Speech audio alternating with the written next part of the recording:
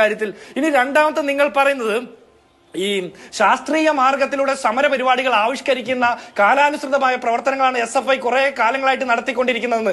എവിടെ ഒരു പ്രിൻസിപ്പളിന് ശവപ്പെട്ടി ഒരുക്കുന്നത്, മറ്റൊരു പ്രിൻസിപ്പളിന്റെ കസേര കത്തിക്കുന്നത്, വേറൊരു പ്രിൻസിപ്പളിന് കുടീരം ഒരുക്കുന്നത്, അതിനെ ഇൻസ്റ്റലേഷൻ ആട്ടുന്ന MA ബേബിയെ പോലുള്ള ആളുകൾ പുകഴ്ത്തിപ്പാടുന്നത്, 21 അധ്യാപകരെ മുറിയിൽ പൂട്ടിയിട്ട് ലൈറ്റ് ഓഫ് ചെയ്യുന്നത്, അതിൽ നിന്ന് രക്ഷപ്പെടാൻ ശ്രമിക്കുന്ന അധ്യാപികയുടെ കൈ പിടിച്ച് തിരിക്കുന്നത്, ASF വനിതാ നേതാവിന്റെ പുറത്ത് ചവിട്ടിയിട്ട് തന്തയില്ലാത്ത മക്കളെ പ്രസവിപ്പിക്കാൻ വേണ്ടി എന്ന് പറഞ്ഞ് ജാതി അധിക്ഷേപം നടത്തുന്ന SFIയുടെ സംസ്ഥാന സെക്രട്ടറിയുടെ പരസ്യമായിട്ടുള്ള ദൃശ്യങ്ങൾ പുറത്തു വരുന്നത്, മാധ്യമ സ്ഥാപനങ്ങൾ ആക്രമിക്കുന്നത്, രാഹുൽ ഗാന്ധിയുടെ ഓഫീസ് ആക്രമിക്കുന്നത്, ASFന്റെ തന്നെ ഒരു നേതാവ് സുമേഷ് സുധാകരനെ തല്ലി കൊല്ലാറാക്കി 123 ദിവസം ജയിലിൽ ആശുപത്രിയിലാക്കുന്നത്.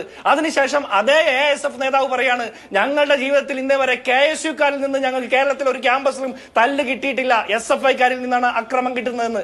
അതിന് നിങ്ങൾ പറയുന്ന മറുപടി, ഞങ്ങൾ ഒരുപാട് പ്രതിസന്ധികളെ തരണം ചെയ്ത് കടന്നു വന്നിട്ടുള്ള സംഘടനയാണെന്ന്.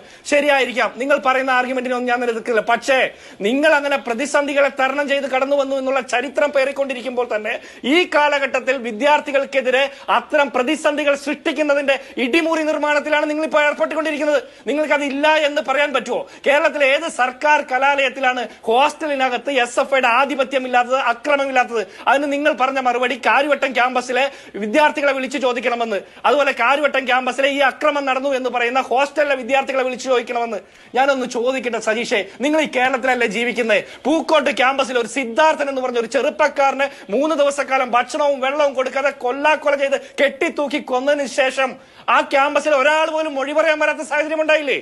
അങ്ങനെയുള്ള ക്യാമ്പസുകളിലാണ് നിങ്ങൾ പറയുന്ന കാര്യവട്ടം ക്യാമ്പസിൽ പോയി നിങ്ങൾ ഹോസ്റ്റലിലുള്ള കുട്ടികളോട് വിചാരണ നടത്തണം, അവരോട് ചോദിക്കണം, അവർ പറയുന്നതാണ് സത്യമെന്ന്. ആര് പറയുന്ന സത്യം?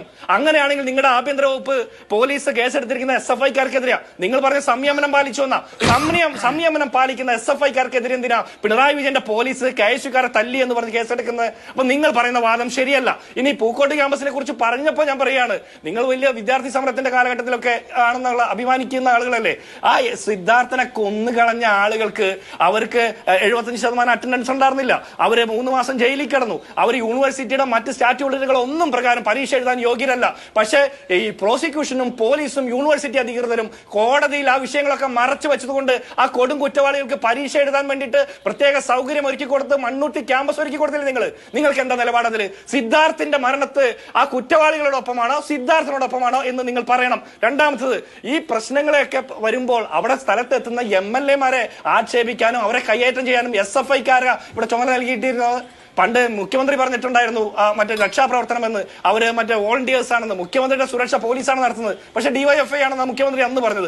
അതേപോലെ തന്നെയാണ് കേരളത്തിലെ പോലീസ് സ്റ്റേഷനിൽ കാവല് SFI ആണ് ഏറ്റെടുത്തിരിക്കുന്നത്. ഇവിടുത്തെ ആഭ്യന്തര വകുപ്പിന് അതൊന്നും നേരമില്ലേ? അതോ DGPയെ പോലുള്ള ആളുകൾ മറ്റേ വ്യാജ രേഖയുണ്ടാക്കി ഭൂമി കച്ചവടത്തിന്റെ പുറകെ പോകുന്നതുകൊണ്ടാണോ SFI പോലീസ് സ്റ്റേഷനിൽ കാവൽ നിൽക്കാൻ പോകുന്നത്? അതൊന്നും ശരിയായ ആർഗ്യുമെന്റ് അല്ല. ഇനി രണ്ടാമത്തത്, നിങ്ങൾ കൊയിലാണ്ടി കേസിനെ കുറിച്ച് പറയുന്നു. ഈ പോലീസിന്റെ കയ്യിൽ ദൃശ്യങ്ങളൊക്കെ ഉണ്ടല്ലോ, നിങ്ങളുടെ കയ്യിലല്ലേ പോലീസിന്റെ ഭരണം ഇരിക്കുന്നത്. ആ പ്രിൻസിപ്പാൾ ചെവിക്കല്ലടിച്ച് വിട്ട ആ ദൃശ്യങ്ങളും ഒന്ന് പുറത്തുവിടുന്നേ. നിങ്ങൾ കുറെ കാര്യങ്ങൾ പറയുന്നുണ്ടല്ലോ. ആര്യ രാജേന്ദ്രനും സച്ചിൻ ദേവും കൂടി മറ്റേ വണ്ടി കയറി പ്രശ്നം ഉണ്ടാക്കിയതിന്റെ ആ CCTV ദൃശ്യങ്ങൾ കാണുന്നില്ല. പ്രിൻസിപ്പാൾ SFIക്കാരെ ചെവിക്കൽ അടിച്ചു പൊട്ടിയ CCTV കാണുന്നില്ല. ഈ CCTV ദൃശ്യങ്ങൾ നിങ്ങൾക്ക് പണ്ടും പ്രശ്നമാണ്. ലൈഫ് മിഷൻ കേസിനെ കുറിച്ചുള്ള അന്വേഷണം വന്നപ്പോ സെക്രട്ടേറിയറ്റിലെ CCTVയിൽ തീപിടുത്തമൊക്കെ ഉണ്ടായത് നമുക്കറിയാലോ. അതൊക്കെ വേറെ കാര്യം, അവിടെ നിൽക്കട്ടെ. ഇവിടെ SFI നേതാവിന്റെ പ്രസംഗം തെറ്റായിപ്പോയി എന്ന് SFIയുടെ സംസ്ഥാന സെക്രട്ടറി പറഞ്ഞിട്ട് പോലും എന്തുകൊണ്ട് സജീഷിന് അത് മനസ്സിലാകുന്നില്ല? അത് മനസ്സിലാകാത്ത എന്താ? ഇനി ഞാൻ ഒരു കാര്യം കൂടി, ഒറ്റ കാര്യം കൂടി ചോദിക്കട്ടെ അഭിലാഷേ, നിങ്ങൾ ഈ പ്രവർത്തനമൊക്കെ നടത്തുന്ന കേരളത്തിലല്ലേ? നിങ്ങൾ ഈ പ്രവർത്തനം നടത്തിയ ത്രിപുരയിലും ബംഗാളൂരും പരിവായി ഈ JNU അടക്കം കേന്ദ്ര സെൻട്രൽ യൂണിവേഴ്സിറ്റികളിൽ, ഡൽഹിയിലെ യൂണിവേഴ്സിറ്റികളിൽ SFI ഇങ്ങനെയല്ലല്ലോ പ്രവർത്തിക്കുന്നത്. അവിടെ SFI സ്വാതന്ത്ര്യത്തിനും വിദ്യാർത്ഥി രാഷ്ട്രീയ പ്രവർത്തനത്തിനും മറ്റ് സമത്വത്തിനും വേണ്ടിയിട്ട് അല്ലേ പ്രവർത്തിക്കുന്നത്. അവിടെ നിങ്ങൾ ക്യാമ്പയിൻ അല്ലേ നടത്തുന്നത്, ഡിബേറ്റ് അല്ലേ നടത്തുന്നത്, അവിടെ നിങ്ങൾ നിങ്ങളുടെ പ്രചരണങ്ങളല്ലേ നടത്തുന്നത്. അവിടെ നിങ്ങൾക്ക് ഇടിമുറി ഇല്ലല്ലോ. അവിടെ ഇടിക്കാൻ ചെന്നാൽ നല്ല കീറ് കിട്ടുമെന്ന് നിങ്ങൾക്ക് അറിയാമല്ലേ. അതുകൊണ്ട് നിങ്ങൾക്ക് ശക്തിയുള്ളിടത്ത് നിങ്ങൾ മറ്റുള്ള ആളുകളെ തല്ലിയും വശമതരാക്കിയും ഒക്കെ ജയിക്കുന്നതിനെ ജയമെന്ന് പറയല്ലേ.